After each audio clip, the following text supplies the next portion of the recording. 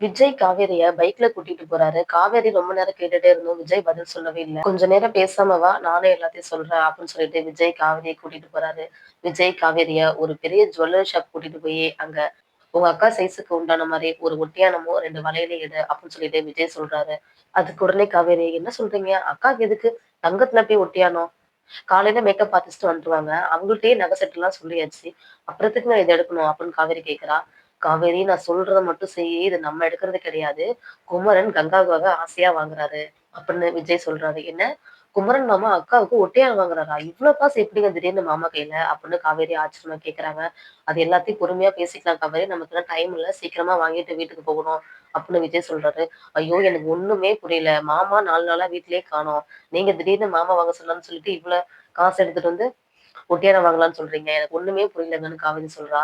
நான் பொறுமையா சொல்றேன். வீட்டுக்கு வா. இப்போதைக்கு வாங்கிட்டு போலாம் அப்படின்னு சொல்லிட்டு விஜய் சொல்றாரு. வீட்டுக்கு போய் விஜய் காவேரி கிட்ட எல்லா உண்மையும் சொல்றாரு. குமரனுக்கு ஒரு பெரிய ஆர்டர் கிடைச்சிருக்கு. கங்கா குமரன் கிட்ட ஒட்டியாணம் கேட்டதுனால, குமரன் இந்த ஆர்டர எப்படியாவது முடிச்சே ஆகணும்னு 4 நாளா ராப்பகலா தூங்காம கஷ்டப்பட்டு இந்த ஆர்டர் முடிச்சு கங்காவுக்கு ஒட்டியாணம் வாங்கியிருக்காரு. என்னங்க சொல்றீங்க? என்னால சத்தியமா நம்பவே முடியல. மாமா அக்காக்காக 4 நாள்ல இவ்ளோ பெரிய ஆர்டர முடிச்சு குடுத்துருக்காரா? இது அக்காக்கு தெரிஞ்சா ரொம்ப சந்தோஷப்படுவா அப்படின்னு காவேரி சொல்றா. இல்ல காவேரி, நீ நினைக்கிற மாரி உங்க அக்கா கிடையாது. கங்கா கொஞ்ச நாளா குமரன ரொம்ப மட்டம் தட்டி பேசுறாங்க. குமரன் ரொம்ப வருத்தப்பட்டு என்ட்ட சொன்னாரு.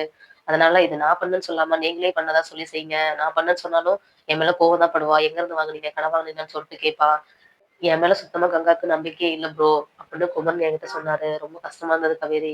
அதனாலதான் காச நம்ம கிட்ட குடுத்து விட்டு ஒட்டியாணம் வாங்கிட்டு வர சொன்னாரு அப்படின்னு விஜய் சொல்றான். ஆமாங்க. அக்காவோட நடவடிக்கை கொஞ்ச நாளாவே சரியில்லைங்க. என்கிட்டயே எரிஞ்செரிஞ்சு விழுவுறா. என்னாலயே அவளுக்கு தெரியல.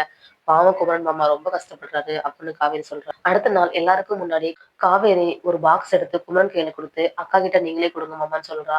கங்கா, என்ன பாக்ஸ் அது? எதுக்கு அவர்கிட்ட குடுக்க சொல்ற? குடு பாக்குறேன் அப்படின்னு கங்கா கேட்கிறா. அக்கா அந்த பாக்ஸ்ல இருக்கிற பொருள் உனக்கு தான். ஆனா இது நான் வாங்குனது கிடையாது. மாமா உனக்காக வாங்குனது. நீயே பிரிச்சு பாரு காவேரி சொல்றா.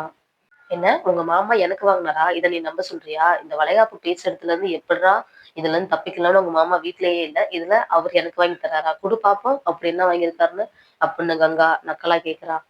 குமரன் கங்காவுக்காக வாங்குன ஒட்டியாணத்த பார்த்து கங்கா எப்படி ரியாக்ஷன் குடுக்குறாங்கன்னு நாளைக்கு பார்க்கலாம்.